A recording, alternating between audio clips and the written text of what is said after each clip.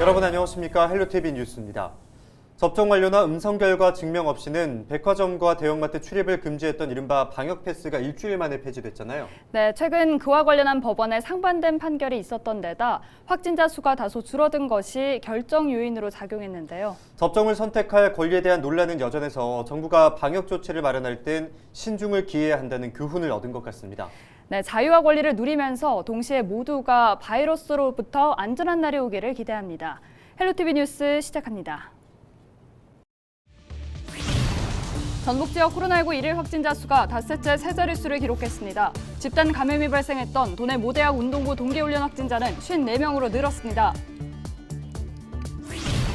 정부가 지난해 전북 지역을 중심으로 발생한 병해충 피해를 자연재해로 인정한 것으로 전해졌습니다. 민주당 이원택 의원은 이번 주 중 정부의 공식 발표가 나올 것 같다고 밝혔습니다. 전북 지역 외국인 근로자들 가운데 상당수가 수개월째 근로수당을 받지 못하고 있습니다. 일부 근로자들은 관계기관에 신고도 못하고 타향살이에 어려움을 겪고 있습니다. 오는 6월 치르는 전북도 교육감 선거에 나서는 이른바 진보교육감 단일 후보 선출 경선이 시작됐습니다.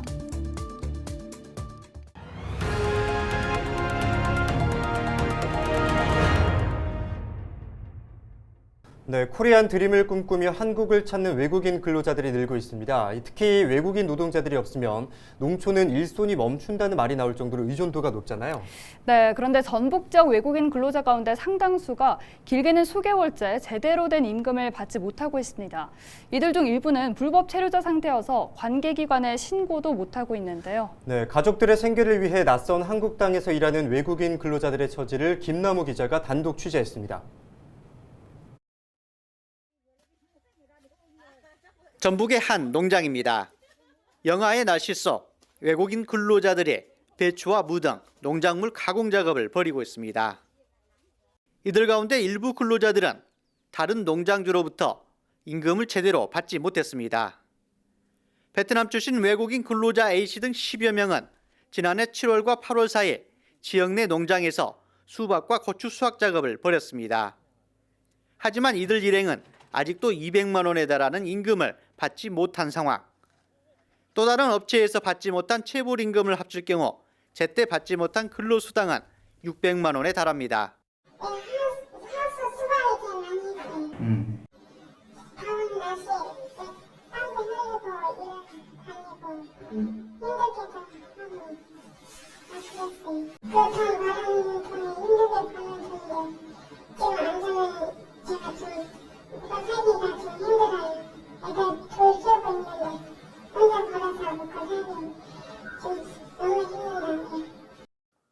체불임금에 대한 전북방송 취재가 시작되자 농장주와 기업 대표들은 뒤늦게 밀린 임금에 대한 지급 의사를 밝혔습니다. 하지만 일부 업주는 외국인 근로자들이 제때 일을 하지 않아 손해를 보았다는 입장입니다.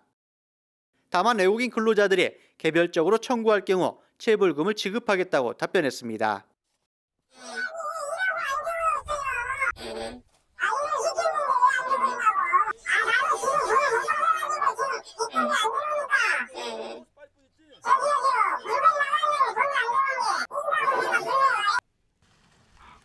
만인가 고추를 따로 들었어요. 그럼 저희는 그동안에 손해가 얼마나 많이 났겠어요. 내가 개권은 언제든지 준다고 말을 했고요. 다른 사람들도 각자 저한테 청구하라고 했어요. 외국인 근로자 가운데 일부는 불법 체류자 신분인 탓에 고용노동부 등 관계기관에 신고조차 하지 못하고 있습니다.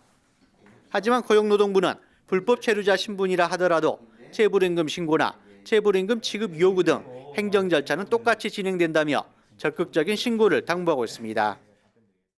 노동청에서 이제 신고가 되면 저희가 출석요구에서 오면은 조사하고 또 이제 그 상대방 피진적인 쪽에 대해서도 신고해서 이제 법 위반 사실을 확인한 다음에 그 법에 따른 체불 금액이 나오면 그에 대한 지급 지시를 하고 저희 지급 지시에 따르지 않았을 때는 그 형사처벌 절차에 들어가죠.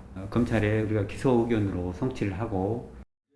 고령 인구가 늘어나고 있는 농촌 지역에서 외국인 근로자들의 중요성은 갈수록 커지고 있습니다. 가족을 떠나 머나먼 타국에서 생활하고 있는 내국인 근로자들을 위한 구제책 마련이 시급해 보입니다. 헬로티비 뉴스 김나옵니다. 전북 지역 코로나19 일일 확진자 수가 닷새째 세 자릿수를 기록했습니다. 전북 지역에서는 지난 16일 124명이 코로나19 확진 판정을 받았습니다. 지역별로는 완주 29명, 전주 23명, 익산 20명, 김제 19명, 군산 16명 등입니다.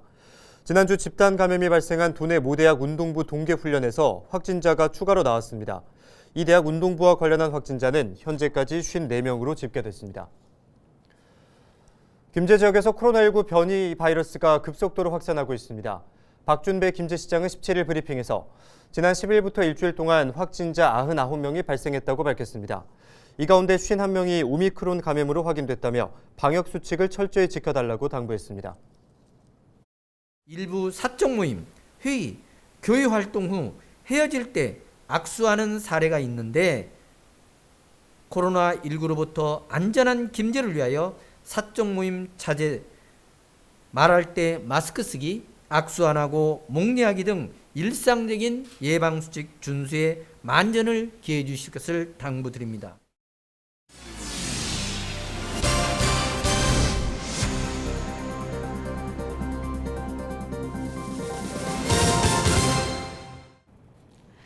오는 6월 7일은 전북도 교육감 선거에 나서는 소위 진보교육감 단일 후보 선출 경선이 시작됐습니다.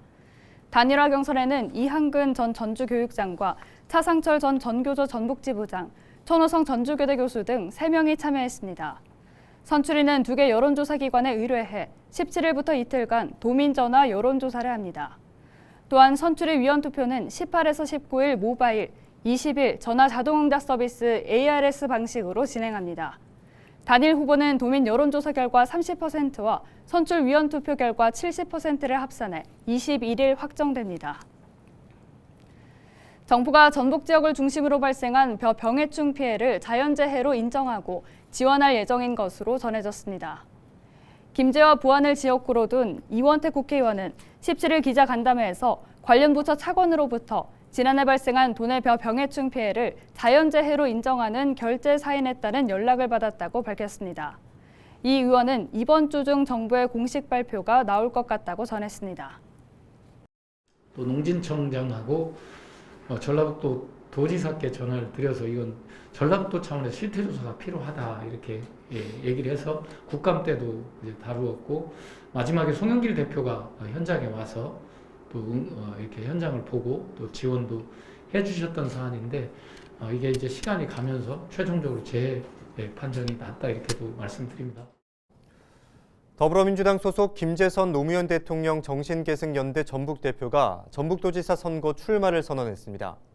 김 대표는 17일 전북도의회에서 기자회견을 열고 40년 정당 활동과 실물 경제 경험을 바탕으로 지사직에 도전한다며 출사표를 밝혔습니다. 정읍 지역에서 4개 회사를 운영하고 있는 김 대표는 민주당과 열린우리당 등에서 40여 년간 정당 생활과 전북 노무현 정신계승연대와 정읍 노사모 대표로 활동하고 있습니다. 김 대표는 실물 경제 경험을 바탕으로 경제 불도저 도지사가 돼 낙후된 전북을 모두가 잘 사는 행복한 전라북도로 만들겠다고 공약했습니다. 제가 도지사에 당선되면 14개 시군에 1개 이상 업체 대기업을 유치하겠습니다.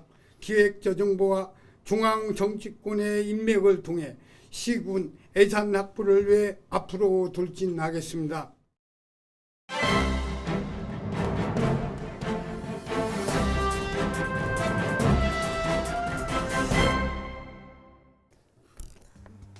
전북일보 기사입니다. 오는 3월 9일 대통령 선거를 앞두고 전주 지역 곳곳에 대선 후보 교체를 요구하는 현수막이 나부터 논란이 일고 있다는 내용입니다. 전주시 송천동 에코시티 대시양 아파트 인근과 동부대로 등에 민주당, 국힘당 모두 후보 교체하라는 내용이 적혀진 현수막이 개첨돼 유권자들의 눈길을 끌었다고 합니다. 이 현수막은 행동하는 민주시민이라는 이름으로 걸려져 있는데 갑작스러운 정체불명의 현수막 등장으로 시민이 혼란을 겪고 있다고 전했습니다. 행동하는 민주시민은 전국에 현수막 달기 운동을 펼치고 있으며 인천광역시와 경기 수원, 대전, 광주, 부산, 전남, 무안 등 각 지역에서 100여 곳에 개첨했다는 내용을 사회관계망 서비스에 실시간으로 인증샷을 게재했다고 합니다.